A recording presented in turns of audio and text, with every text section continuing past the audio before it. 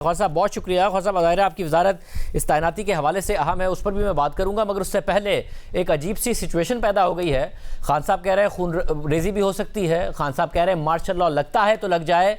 दूसरी तरफ से नवाज शरीफ साहब कह रहे हैं इनसे मुज़ाकरात करने ही नहीं है, अगर 2 लाख बंदा भी ले आए 2000 से लेकर 2 लाख तक और बैठ जाए, मरियम नवाज साहबा कह रही हैं 124 दिन की जगह 224 दिन, तब भी बात नहीं करनी है, ये बंदगली में फंस गया है। ख्वाजा साहब कहीं जमहूरियत तो नहीं हमारी बंदगली में फंस जाएगी जब एक तरफ एक लीडर है जो मार्शल लॉ के लिए भी राजी है? क्या आप लोग भी इस बात के लिए तैयार है? फिर लगता है तो लग जाए।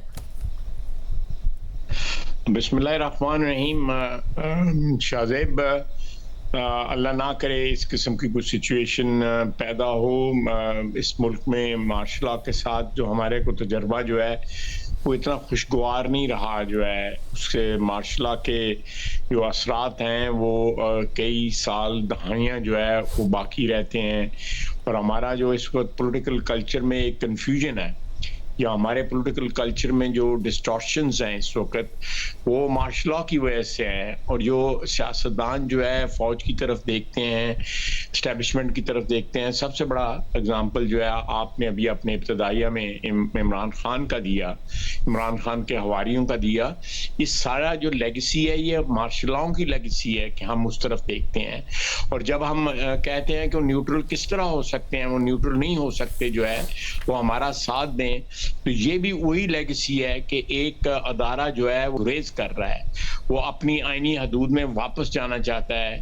जो माजी के तजर्बात हैं उनसे एक जो है सबक लेके वो वापस जाना चाहता है और अपनी जो एक ग्रेस है या अपनी एक डिग्निटी जो है उसको मेंटेन करना चाहता है, उसको प्रोटेक्ट करना चाहता है। तो उसके वो खिलाफ बोल रहे हैं, उसके खिलाफ बोल रहे हैं, उनको तनख्वाह का ताना देते हैं, उनको चौकीदारी का ताना देते हैं, उनको जो है वो मीर जाफर मीर सादक का ताना देते हैं, उनको न्यूट्रल का ताना देते हैं। ये सारी लेगेसीज जो है ना ये मार्शल लॉ की लेगेसीज है।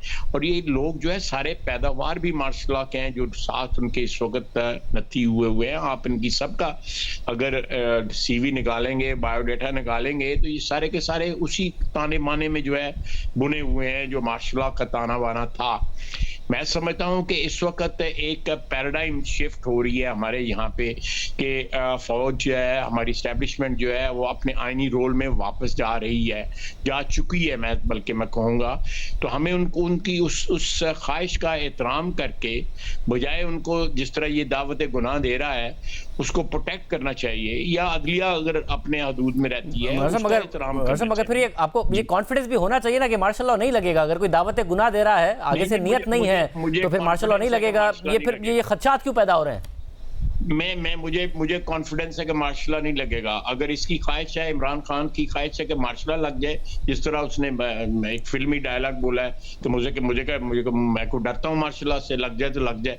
ये चीज जो है ये चाहता होगा कि वो पंजाबी में कहते हैं ना खेड़ा दे ना खेडन दावा दे, कि अगर ये इसको बारी नहीं मिलती तो ये जो है पिच उखाड़ने के पे आ जाता है। इसको बारी नहीं मिलती तो ये पवेलियन में जो है जाने की बजाय जो है पिच पे लेट जाता है। तो ये इसका कल्चर है। ये मगर साहब ये मैं अगर इसमें मसला ये है कि जब से आप लोगों की अदम एतमाद आई है, अदम एतमाद जब कामयाब होने लगी तो हमने देखा कि खान साहब ने असम्बलियाँ तहलील कर दी थी।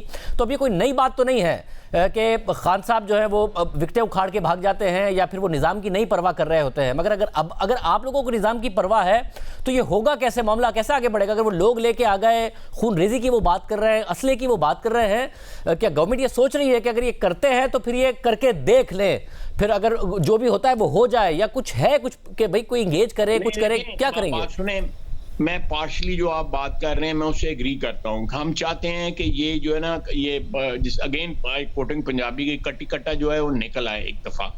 ये जो थ्रेट है, अब देखें इसका लॉन्ग मार्च जो है, लॉन्ग मार्च बेसिकली अब शॉर्ट मार्च हो गया है। ये 1-2 बजे करीब पहुंचता है और 5-6 बजे करीब ये अपने घर लाहौर वापस लौट जाता है। और नंबर जो है वो जिस तरह डिविंडल कर रहे हैं, किसी बड़े शहर के करीब आके नंबर जो हैं वो थोड़े से बढ़ जाते हैं, उसके बाद कम हो जाते हैं। आपस में इनकी लड़ाइयाँ शुरू हो चुकी हैं। ये अब 4-5 दिन का इन्होंने कहा है ना, मैं बड़ा नहीं बोलना चाहता, अल्लाह ताला मुझे माफ करे। जो है ये पहुंचे तो सही इस्लामाबाद, जो है देख लेंगे। ये अभी जो है सियालकोट इन्होंने डाइवर्जन रखी हुई थी कि वहां पे सियालकोट भी जाना है, उस सियालकोट वाले इनकी मिन्नतें कर रहे हैं कि जी वहां भी आए, उसका प्रोग्राम मेरा ख्याल है कैंसिल कर दिया है। कर दें, अगले दिन होके आए हैं। वो मरे कॉलेज की ग्राउंड जो है उसमें जो है 1200-1300 से ज्यादा लोग नहीं आए, हालांकि सारे दफातर, सारे स्कूल सब कुछ बंद किए हैं, तो उसके बावजूद जो है ये बंदे नहीं इकट्ठे कर सके। तो एक्चुअली हिज जो कहते हैं ना, इसकी जो वो जो ख्वाहिशात थी कि ये हो जाएगा और ये हो जाएगा, ख्वाहिशात इसको पूरी होती नजर नहीं आ रही। परवेज खटक साहब का बयान भी जो है ना वो बड़ा एक इंडिकेटिव है किसी चीज का, कि ये अब चाहते हैं कि कोई इनको इनके साथ कोई बातचीत करे और ये इनको कोई फेस सेविंग दी जाए, इनको कोई वे आउट दिया जाए, लेकिन इसको फेस सेविंग नहीं, ये बड़ा ये जो जिसको कहते हैं इब्नुल वक्त शख्स है, ये इस पे एतबार करना जो है सबसे बड़ी गलती होगी। ये कतई तौर पे एतबार कर, जिन लोगों ने इस पे एहसान किया, जो लोग इसके मोहसिन थे, जिन्होंने इसको इस बुत को तराशा जो है, ये उनको गाली देता है। ये over the years, over the decade, you know, ये सारा कुछ जो कुछ हुआ आज उनको गाली देता है। तो ये इस मगर ख्वाजा साहब, ये जो सूरत हाल है, तो इसके घर वाले इतबार नहीं करेंगे। तो ये जो सूरत हाल है जिसमें वो इस्टेब्लिशमेंट और इमरान खान आमने सामने आए हुए हैं, ये आपको लग रहा है कि आपको बेनिफिट करती है, नुकसान पहुंचाती है? क्योंकि आप नारों में देख रहे हैं कि खान साहब का जो एक एंटी इस्टेब्लिशमेंट इमेज है जो बनाने की कोशिश कर रहे हैं, हालांकि इस्टेब्लिशमेंट से ही मुतालबा कर रहे हैं कि आप ही करें जो करना है, खुदा के वास्ते भी दे रहे हैं, मगर एक इमेज जो बनाने की कोशिश कर रहे हैं, वो आपको फायदा देता है या नुकसान देता है? इमरान खान की पॉलिटिक्स को फायदा देता है या नुकसान देता है लॉन्ग टर्म में? मैं कोई नैरो व्यू नहीं देना चाहता शाहजेब जो है कि हम कोई अपॉर्चुनिस्ट किस्म की जो है वो सियासत करें। मैं समझता हूँ कि अगर सियासत एस्टेब्लिशमेंट जो है वो अपने नए रोल में कंटेन रहती है और उसका जो है एक सद्देबाब जो है जो कुछ भी होता रहा है माजी में उसका सद्देबाब करती है, तो ये बहुत अच्छी बात है। हम नहीं चाहते कोई कन्फ्रंटेशन हो, लेकिन ये चाहता है हम पे इल्जाम लगा रहा है कि हम उसकी कन्फ्रंटेशन, हम क्यों, गालियां तो ये देता है, कन्फ्रंटेशन तो उनकी वजह से, उस गालियों की वजह से होती है, कन्फ्रंटेशन तो बुरा भला कहने से होती है, कन्फ्रंटेशन जो है मीर जाफर और मीर सादिक यो कहने से होती है, कन्फ्रंटेशन जो है उनके नाम लेके जिस तरह डीजीआई का या जनरल बाजवा का नाम, और फिर रात को जो अभी देखें इसने परसों क्या स्टेटमेंट दी है जो है कि मेरे एस्टेब्लिशमेंट से राब्ते हैं, ये डॉन की जो है हेडलाइन थी कि मेरे राब्ते हैं। उन्होंने कहा कि मैं शहबाज शरीफ से बात नहीं करूंगा, मैं उनसे बात करूंगा जो हैंडलर हैं, जो ये सारा का सारा मामला चला रहे हैं। वो तो सब एतराफ़ कर रहे हैं ना, वो अपना भी एतराफ़ करते हैं कि जी हुकूमत मेरी थी, इख्तियार किसी और का था, और वो शहबाज शरीफ से भी कह रहे हैं कि तुम्हारे पास इख्तियार ही नहीं है, जिनके पास है मैं उससे बात करूंगा। नहीं, देखें, मैं उन्होंने एक इंदिया दी है अपने लोगों को आसरा देने के लिए, अपने लोगों को दिलासा देने के लिए और अपने आप को भी आसरा देने के लिए, एक सेल्फ एश्योरेंस देने के लिए कि जी वो हमारे राब्ते हैं, जी हमारे एस्टेब्लिशमेंट से राब्ते हैं। वो किसी शादी के फंक्शन में किसी की मुलाकात हो जाए, किसी आपके, मैं अब उनका नाम नहीं लेना चाहता जिनकी मुलाकात हुई, वो उनके मतलब जो माजी में ये कहते रहे हैं वो भी हमारे रिकॉर्ड का हिस्सा है, तारीख का हिस्सा है, तो उनकी मुलाकात शादी पे हो गई, तो इन्होंने ये अपने लोगों को एश्योर, इनको पता है कि इनके रैंक एंड फाइल में लोग जो हैं वो इनकी जो पुराना जो इश्क था एस्टेब्लिशमेंट के साथ जो है उसके जो है वो वालहाना, जैसे मैं बता देता हूँ आपकी मुलाकात हुई है परवेज इलाही साहब की, तो आप कह रहे हैं कि उसमें भी कोई ब्रेक थ्रू नहीं हो सका है, बट खान साहब ने ये इंप्रेशन देने की कोशिश की कि मामला हो रहे हैं। शाहजेब, वो मुलाकात एक शादी पे मुलाकात थी, उसमें एक बात हुई है, उसमें को पूछा होगा उन्होंने समरी कब आ रही है, समरी कब जा रही है, तो उन्होंने जो जवाब उन्होंने दिया वो ठीक जवाब दिया, जो भी मैं मीडिया की बात कर रहा हूँ, ठीक जवाब दिया जो ना, I think that's the correct position, और करेक्ट पोजीशन उन्होंने बता दी इनको, जो मैं मीडिया की बात कर रहा हूँ, I have no direct knowledge. तो ख्वाजा साहब आप तो बता दें, आपने कहा था अक्टूबर के आखिरी हफ्ते में मामला चल जाएगा, अब 4 नवंबर को आई कि इमरान खान साहब ने आना था, वो और आगे बढ़ा दिया, वो समरी नहीं आ रही है कहीं से।